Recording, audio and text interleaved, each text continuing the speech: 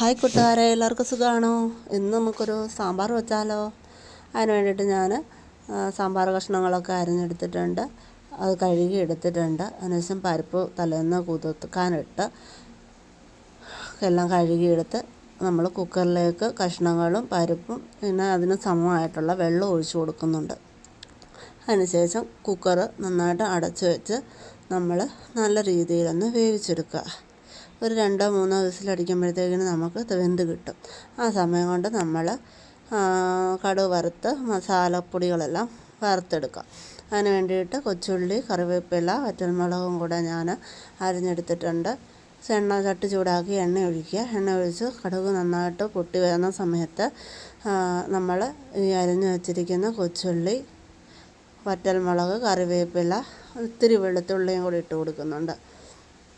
ഇതെല്ലാം കൂടി ഇട്ട് നന്നായിട്ടൊരു ലൈറ്റ് ബ്രൗൺ കളറാകുന്ന വരെ നന്നായിട്ട് വഴറ്റി കൊടുക്കുന്നുണ്ട്. ഇത് നന്നായിട്ട് വഴണ്ട് വന്ന് കഴിയുമ്പോഴത്തേക്കിന് ഇതിലേക്ക് ആവശ്യമായിട്ടുള്ള പൊടികൾ നമ്മൾ ചേർത്ത് കൊടുക്കണം.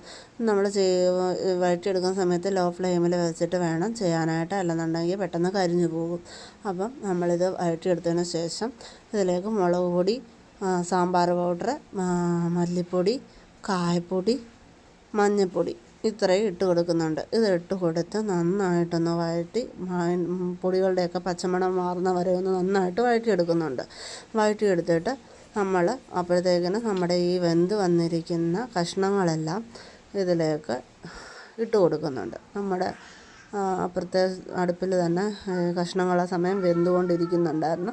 അപ്പോൾ നമ്മൾ ഈ കഷ്ണം എല്ലാം കൂടെ ഇതിലേക്ക് ഇട്ട് കൊടുത്ത് അതിന് വേണ്ട കുറച്ച് ചൂടുവെള്ളം കൂടി ഒഴിച്ച് കൊടുത്ത് നന്നായിട്ട് തിളപ്പിച്ച് പറ്റിച്ചെടുക്കണം. അപ്പോൾ നമുക്ക് ഒരുപാട് കുറുകിയാണ് വേണ്ടതെങ്കിൽ അത്രയും രീതിയിലെടുക്കാം, അല്ലെന്നുണ്ടെങ്കിൽ അത് നീട്ടിയെടുക്കണമെങ്കിൽ ആ രീതിയിൽ ഓരോരുത്തരുടെ ഇഷ്ടത്തിനനുസരിച്ച് എടുക്കുക. ആവശ്യത്തിനുള്ള ഉപ്പും ചേർത്ത് കൊടുത്ത് നമ്മൾ നന്നായിട്ട് വെട്ടി തിളപ്പിച്ച് പറ്റിച്ച് എടുക്കുക. അപ്പോൾ നമുക്കിവിടെ അടിപൊളിയായിട്ടുള്ളൊരു സാമ്പാർ റെഡിയായിട്ട് കിട്ടും. അപ്പോൾ ഈ രീതിയിലാണോ നിങ്ങളൊക്കെ സാമ്പാർ റെഡിയാക്കുന്നത്? അല്ലെന്നുണ്ടാകുന്നെങ്കിൽ ഈ രീതിയിലൊന്ന് റെഡിയാക്കി എടുക്കുക. സൂപ്പർ ടേസ്റ്റാണ്.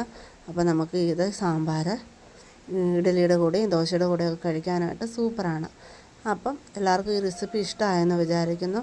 വീണ്ടും വേറൊരു റെസിപ്പിയുമായിട്ട് അടുത്ത വീഡിയോയിൽ നമുക്ക് കാണാം. അപ്പം എൻ്റെ ഈ വീഡിയോസൊക്കെ എല്ലാവർക്കും ഇഷ്ടമായിട്ടുണ്ടെന്നുണ്ടെങ്കിൽ എൻ്റെ ചാനൽ സബ്സ്ക്രൈബ് ചെയ്യുകയും ലൈക്ക് ചെയ്യുകയും സപ്പോർട്ട് ചെയ്യുകയും കമൻറ്റ് ചെയ്യുകയും ചെയ്യണം.